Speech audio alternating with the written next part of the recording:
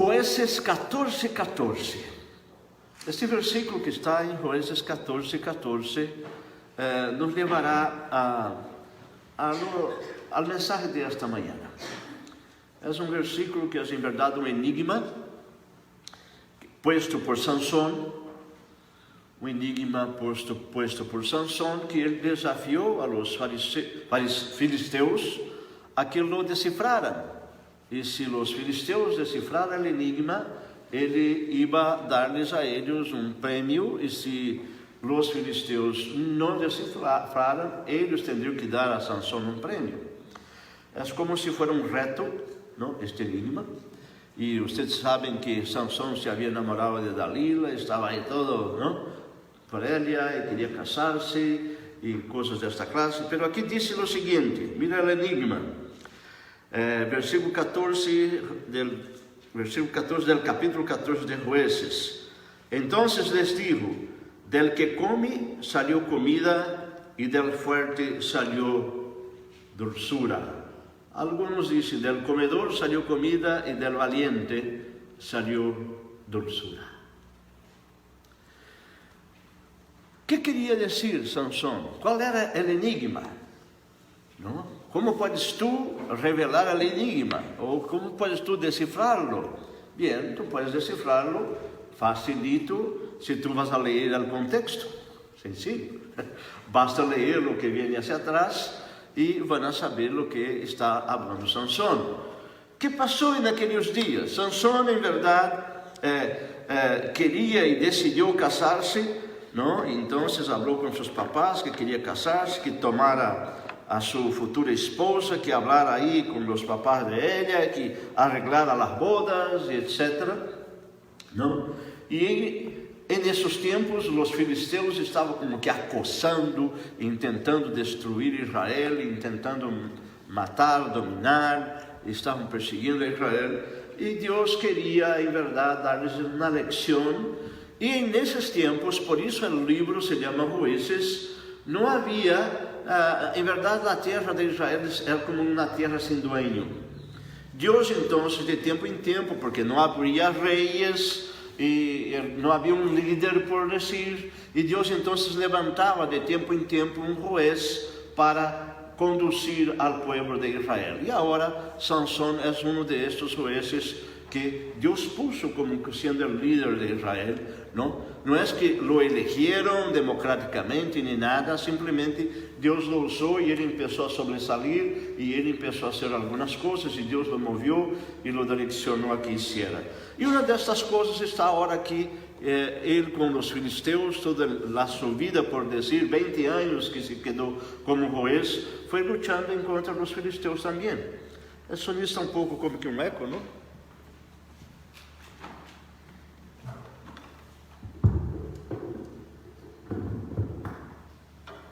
Melhor. Então, o que passou foi isso,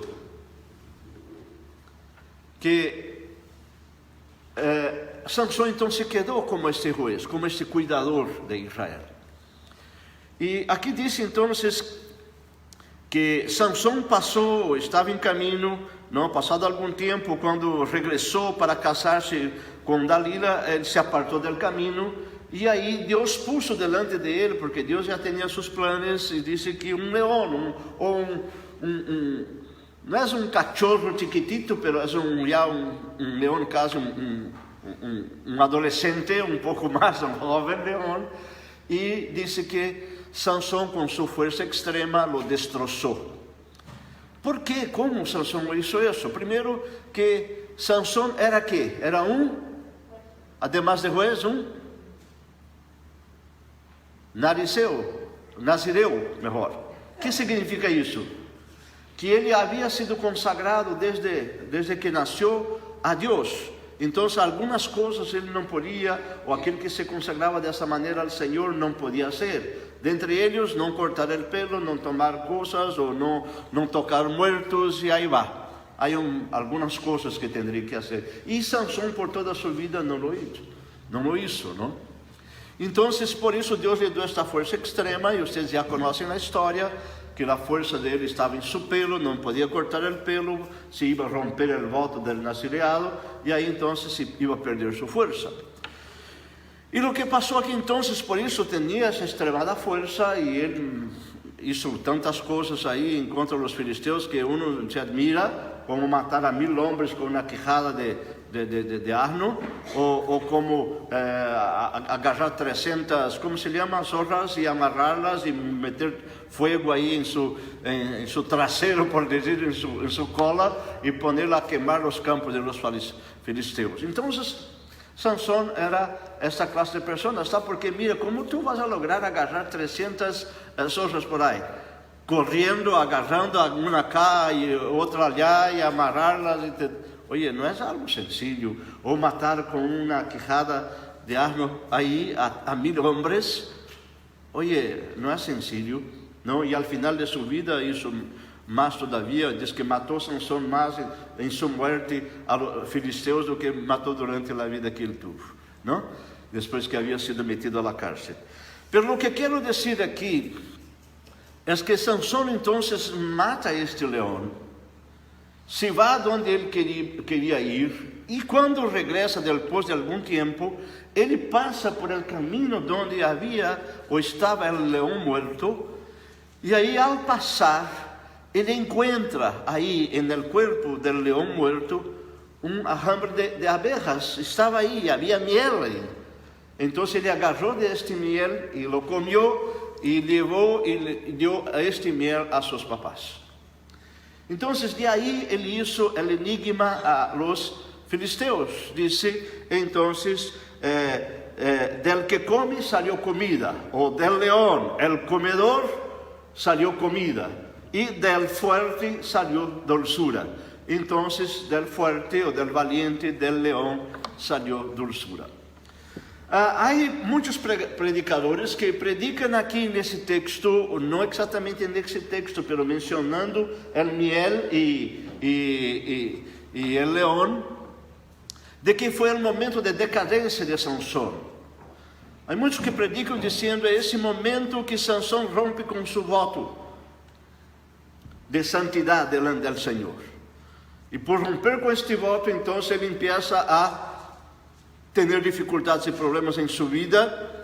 E aí muitos se relacionam a los pastores que, ao revés de predicar, não teologia, pero predicar a Deus, ou de pastores que, ao revés de confiar em sua inteligência, sabedoria ou em seus estudos, deve confiar no Espírito Santo, que ao revés de estar em verdade fazendo milagros, porque diz a Bíblia que muitos iam fazer milagres em seu nome, muitos iam fazer maravilhas em seu nome, e o Senhor ia dizer: não conosco a ustedes, quem são?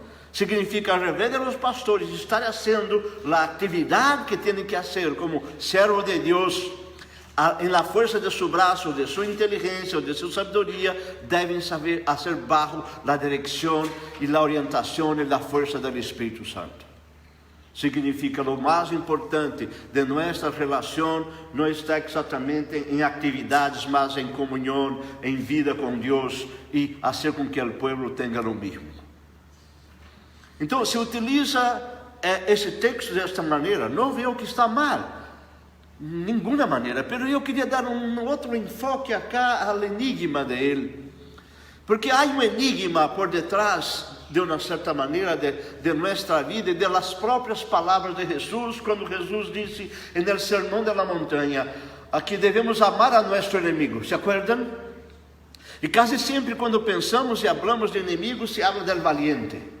Ou amar o inimigo significa que, de certa maneira, aquele leão era para Sansón como que inimigo, um ser que queria destroçá-lo e matá-lo. E quantos leões encontramos aí? Há até um dito em Brasil que a gente sai à calle para matar leões, e muitos leões significa para enfrentar dificuldades, enfrentar problemas, superá-los e poder regressar à casa vivo, não? Vivo. Então, Lo que yo quería trabajar esta mañana es que muchas veces nosotros nos encontramos en esta vida con enemigos o con leones que quieren devorarnos, ¿no? Y casi siempre cuando encontramos, nuestra idea es de también devorar a ellos, o es de dar de la misma manera, o como Sansón hizo, lo mató, claro que no iba a abrazarlo, porque senão lo iba a comer, no había medios, y nuestro enemigo en verdad, él quiere devorarnos, él no quiere hacer otra cosa, si no, no sería enemigo, ¿sí o no? Un enemigo normalmente quiere nuestra destrucción, quiere nuestra ruina, quiere que nosotros estemos en el hondo del pozo. Ora, por que então devo amá-lo? A ideia acá é que eu devo entender que eu tenho que ter meus inimigos cerca de mim. A ideia é que eu tenho que aprender e entender que o inimigo nos ensina o que eu devo fazer. Não é o que eu posso fazer, mas o que eu devo fazer. Isso já dijo um sábio, um filósofo há muitos anos hacia atrás. Conocer o inimigo é importante, porque se eu conozco meu inimigo e se eu tenho cerca, eu posso, em verdade, criar minhas estratégias e saber também, a la vez, posso conhecer minhas debilidades e eu posso, então, fortalecer meus pontos débiles que tenho eu, porque estou mirando a meu inimigo como sendo o parâmetro para que eu pueda tomar decisões. Quando Jesus menciona também em Lucas, quando habla que nós outros temos que, de uma certa maneira, fazer planos, não podemos estar aí simplesmente viver como vítima de todas as coisas, pero entender a realidade, lo que passa alrededor de nós e planear as coisas. Então, quem de vocês, disse Jesus, vai a construir uma torre aí, não? Sem antes calcular os gastos para que não empiece e não pueda terminá-la? E aí então vou estar avergonzado delante da vecindade de todos porque empecé algo e não logrei terminar. Ou quem de vocês não planeia um acordo de paz quando mira que o exército inimigo está em caminho e eu vejo que ele vem com 20.000 soldados e eu tenho 1.000, eu sei que não vou poder derrotá-lo, então melhor fazer um plano de paz do que enfrentar e morrer e matar todos os meus. Significa que nós outros, quando pensamos nisso, que tenho inimigos, tenho que lutar, e como eu hago para que eu possa sacar de este meu inimigo del valiente dulzura? Não?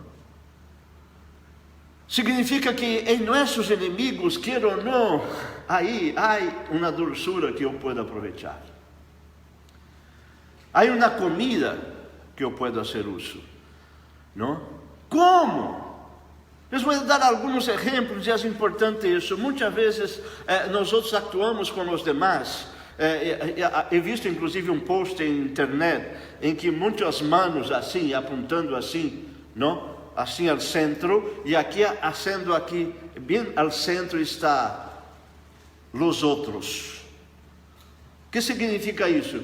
Sempre a culpa ponemos em los outros. A culpa é de ele, a culpa é de ela, a culpa são de eles. Nós nunca miramos e decimos a culpa é minha. Há muitos que se põem vítimas e a culpa quizás tampouco seja tua. A questão é que não podemos viver todo o tempo porque hemos sofrido um dano. Agora serei vítima do dano que sofri e me vou estar todo o tempo, todo o momento, como que com autocomiseração, ai, pobre de mim, mira que passou, mira que hicieron, e eu já não puedo, eu já não logro. Oye, deja de fazer isso. Não podemos viver a vida assim. Podemos tomar decisões, fazer planos. Allá vem o exército inimigo, 20.000 homens, e eu só tenho acá 1.000. Oye, e? Qual é o problema? Será que eu não posso fazer um plano de paz? Será que eu não posso fazer um acordo? Será que eu não posso criar uma estratégia de huir? Será que eu não posso aliar humilhar-me? La cuestión es que nosotros estamos diariamente en la vida como que casi siempre doblegándonos delante de determinadas situaciones y no tomamos decisiones que necesitan ser tomadas, y que isso, entonces, yo veo que significa sacar la dulzura del valiente, sacar la comida del comedor. Hay un dicho desde hace muchos años, cuando yo recién empecé el pastorado, de que haga de tu problema un ministerio. Haga de tu dificuldad o limitación un ministerio. Haga del trauma que tuviste un ministerio. ¿Cuántas personas en la vida que sufrieron abusos o problemas o dificuldades en la familia, un papá borracho, una mamá borracha toda la vida, y tomaron la decisión de ahora adelante, yo cuando crezca jamás haré eso, yo voy a transformar mi vida para poder evitar con que otros sufran el mismo problema, ¿no? Hay muchos que nunca fueron escuchados, hay muchos que se sintieron aislados, se sintieron como que yo no existo, nadie me da valor. Pero isso aí, não? O problema, o valiente que enfrentaram, tentando comer a eles, que fizeram de eles? Tornaram a muitos de estes, porque agarraram essa dulçura que estava no problema e transformaram isso em algo eficiente em um ministério, tornando-se terapeutas de outros, tornando ouvidos para outras pessoas que necessitam ser escutados. Quantos papás que tiveram seus filhos desaparecidos, como passa em México recém acá, agora, e que não encontram os filhos porque já lo mataram, lo ocultaram, lo enterraram em algum sítio, lo queimaram, e transformaram esse dolor em uma organização, em luta, em união, em ajuntar forças para poder seguir adelante, para ajudar outros que sofrem com o mesmo dolor. Então, o que eu vejo é que sim, podemos entender que as coisas que tentam danhar-nos, até aqueles sentimentos que nos estão aí como que aplastando-nos a nós outros, eu posso sacar dulçura de ele, eu posso sacar a comida de ele. Que é o que posso sacar daí e fazer-me distinto agora e não estar como vítima ou sofrendo isso? Que é o que posso cambiar e tornar-me uma nova pessoa? Porque é isso que temos que fazer. Não podemos estar prostrados aí, echados no piso, sofrendo e chorando um dolor por sempre. Há gente que a vezes, porque morreu o papá ou a mamá, que se queda em luto por vida, por anos, não logram superar. Oye, não é assim. Temos que despertar, temos que despertar e saber que há dulçura em tudo isso. Saber que há o outro lado da moneda, que não é só puro sofrimento, que não é só puro abandono, que não é só puro dolor, que não é só puro estar em perigo, não. Sacar a dulçura del valiente. Quando leí o texto, pensando no mensaje, de novo repito o que he repetido acá a los hermanos de um Senhor que conhecimos allá em Atlanta. Porque vocês conhecem pessoas assim, não? E esse Senhor, les comentei a alguns acá, ou a igreja acá, um Senhor um pouquinho fortachón, não fortachón de muito músculo acá e aqui a pancita, não? Como que 8 packs acá, 6 packs, não. Fortachón com todo fortachón, não? Bem arredondeado, não? Assim, e uns bigototes tremendos, mas não eram esses bigototes aí finitos, não? Como delgaditos, como que faltando pelos, não? Era um que tu não podia nem mirar sua boca muito bem. E dificilmente se mirava sua sonrisa, porque sempre estava como que mal com todo mundo. Sua cara era assim. E ele queria, seu sonho era ser que? Receber a gente na porta. He dicho, oye, ¿cómo voy a poner ese mi hermano para recibir a los que llegan, a los visitantes acá en la puerta con esa cara? Con esta cara de quien está de mal con la vida, con esta cara como que no durmió toda la noche, con esta cara como si estuviera sufriendo, como si algo pasara. O que se fuera un hombre que le daba hasta miedo por su tamaño, que era, ¿no? Etcétera.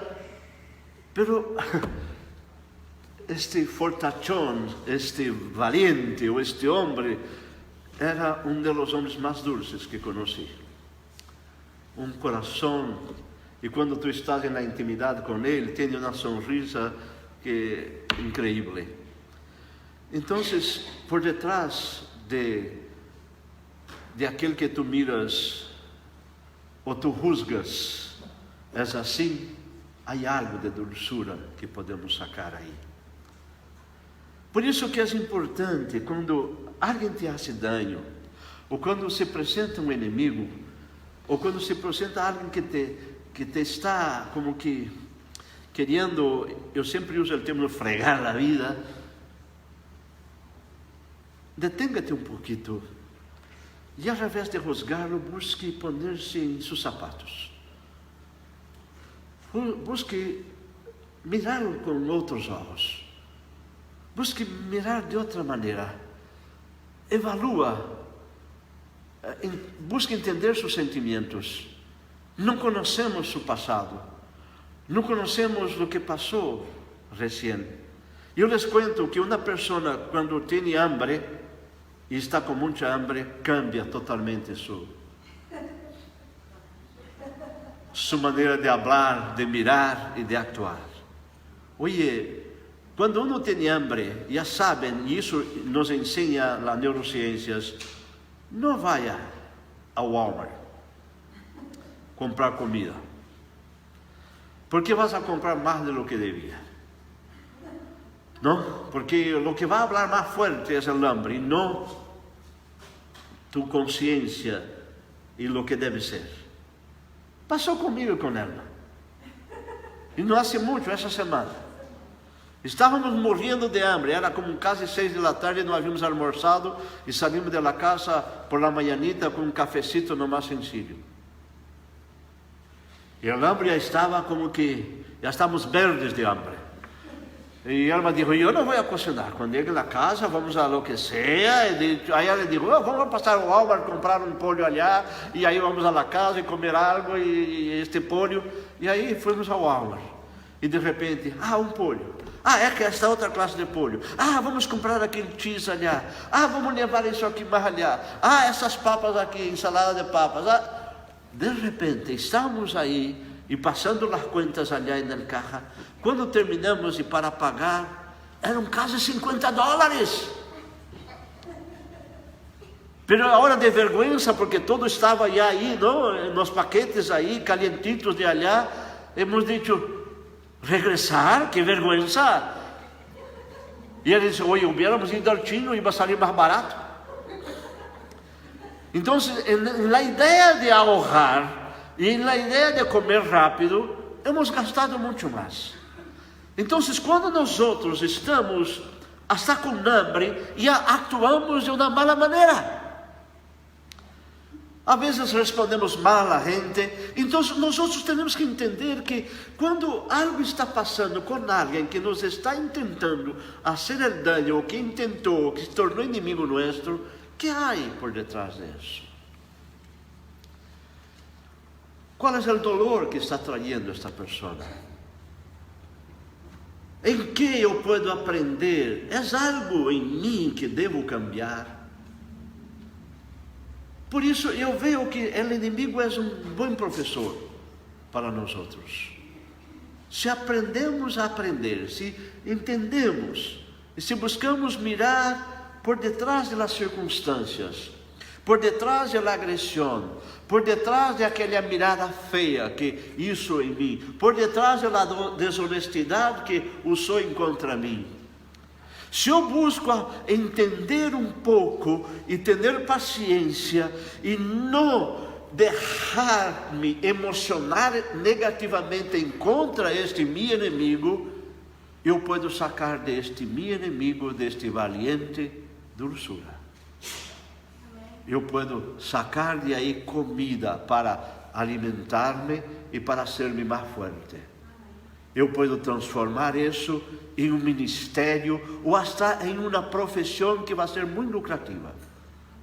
Porque muitos lo hicieron, aprenderam a transformar o mal em bem e a pagar o mal com o bem. Então, não dando aquela interpretação normal que muitos pastores dão ao texto do miel e do leão, mas mirando uma outra visão, com um outro aspecto, eu diria que devemos buscar a amar e aprender com os inimigos que temos, e aprender a sacar lo melhor da dificuldade, lo melhor das coisas que estão em contra nós outros. Que é o que posso sacar do Covid-19? Que é o que posso sacar do aislamento que tenho que ter? Que é o que posso sacar do hecho de que não posso abraçar a los meus? E é interessante, não? Que quando pensamos assim, muitos que têm a necessidade de uma companhia, de ter a alguém, porque se sentem solos, não? Oye, essa é a oportunidade, e fizeram isso, les cuento, fizeram isso. Abriram companhias para fazer companhia a los demás que se sentem solos. Então, os que se sentem solos pagam para que tu tenhas alguém para sair contigo, para ir ao restaurante, para sair a caminhar, para sair a correr.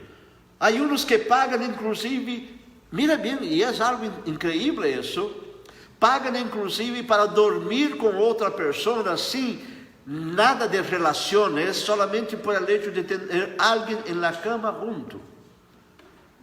E como profissionais, tendo que nada mais estar aí, platicar e dormir aí, nada mais. Mirando exatamente esta necessidade que nós outros temos, que outros têm, e que para nós outros, muitas vezes, o outro que está aí é nosso inimigo, ou pensamos e lo miramos como tal, ou um problema que quizás pensamos, este é meu problema.